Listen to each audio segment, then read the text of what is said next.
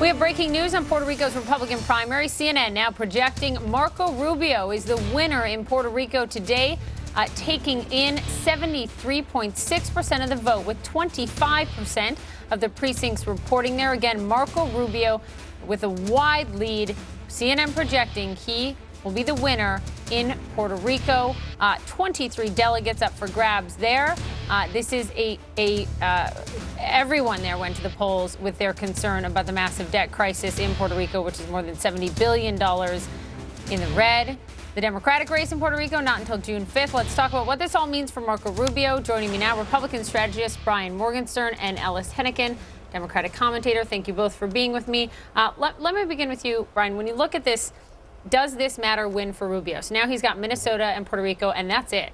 Yeah, but this is a bellwether because we have Florida coming up. The campaign has openly said we are going to win Florida, guaranteeing a victory. Well, there are 1 million Puerto Ricans in Florida, and that's a lot of votes. And so this is as much a victory for Rubio and sort of breathing more air into his campaign as it is also a bit of an indictment of the other candidates and their outreach to Latinos, particularly today Puerto Ricans. And so the fact that Marco is crushing the field this badly with this voting bloc could be a very strong bellwether for them headed into the March 15th primary. You just looked at him with a look of astonishment when he called it a bellwether. I admire Brian's ability to grab a little crumb and make something out of it, because I'm afraid, Marco, this is a little crumb. I mean, it's been rough going for Marco Rubio. Let's go into it. His two main competitors had 18 of the previous 19 victories, and he'd been kind of finding just a little bit of thing to smile about.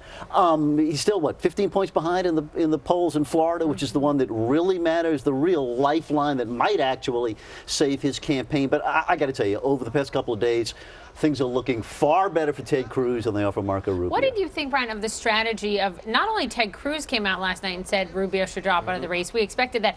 Donald Trump said the same thing, which seems just sort of, the psychology there doesn't really seem to add up, because what the polls show is that if Rubio were to drop out of the race, a lot of those votes, more of them go to Cruz than go to Trump. Why would Trump do that? Yeah, I always get confused when Trump talks, because I don't know if he means what he's saying or the opposite of it. And sometimes it's difficult. Sometimes, it's complicated. I actually think the more intriguing call for Rubio to get out is Cruz, because if Cruz or the non-Trump candidates have a path to the nomination, they have to get in Trump's way, which means Cruz strategically would be rooting for Marco to take Florida to keep Trump's delegate total down. Can I interpret? Sure. I'll tell you Go what ahead. I'll tell you what I think shot. he's up to. And you do need 2 or 3 levels with Donald. I don't think he thinks there's any chance that Marco's going to get out. He's going to keep running. He's got enough money. And so what he's trying to do is wound him in Florida by calling him to get out. It makes it seem like his campaign is kind of teetering on the edge. Both of the other candidates are demanding it. Even though both of them understand he's not leaving, at least until Florida, it kind of weakens him in his home state. And the polls are reflecting that at this point. What does the math tell us about, I mean, look, Rubio, must win for Rubio is Florida, no question. Must win for John Kasich is Ohio. But let's even say that Rubio takes Florida, which the latest polling shows Trump pretty far ahead in Florida. Anything can change, though. What after Florida, even if Rubio takes it?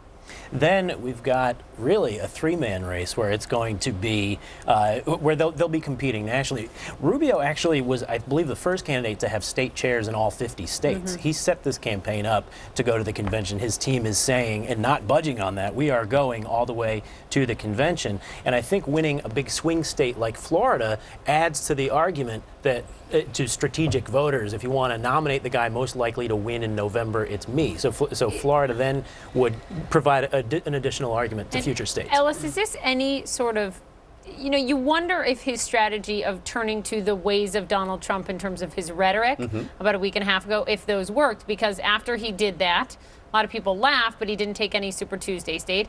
Then he didn't take states yesterday. Now he takes Puerto Rico. Is this sort of any vindication of their or affirmation of their strategy change? You have to keep looking to find it, I'm afraid. Listen, it makes total sense on paper, right? Marco really does have the right resume, the right look, the right tone, but the voters are rejecting it. And at every single step, maybe Puerto Rico is a little exception, I'll grant you that, but the larger message is that this race is really down to two candidates of the establishment's nightmare, a Donald Trump they hate, and the senator who is most loathed by every single other Republican senator. I'm telling you, we're going into nightmare territory here. Is there a lesson, though, Brian, to learn here among the critical Hispanic Latino vote for Republicans? So critical that after Romney lost in 2012, the RNC comes out with this entire autopsy report saying we have to do better. There's a fascinating piece 3 months ago now in the New York Times talking about how Ted Cruz and Marco Rubio approached their heritage so differently, arguing that Rubio has embraced it more than Cruz. That's exactly right, and this today's primary in Puerto Rico bore that out, and that's an argument that Team Marco has been making for quite a while. I think today shows that. I think Florida may bear some more fruit to that, and this has been an ongoing argument within the party. To how to unite, not only unite it but grow it, and that is the theme that Rubio has been hitting on. But to Ellis's point that this is a two-man race, those are the talking points of the Trump campaign and Cruz campaign, trying to discredit Rubio's ability to win future states. But the next Super Tuesday, the 15th, winner take all. 99 delegates in Florida. 66 in Ohio. Yeah, believe in the future. I get that. Way too soon. Yeah. Thank you both. Way too soon to call anything at this point. Thank you both, Brian, Ellis. I appreciate it very much.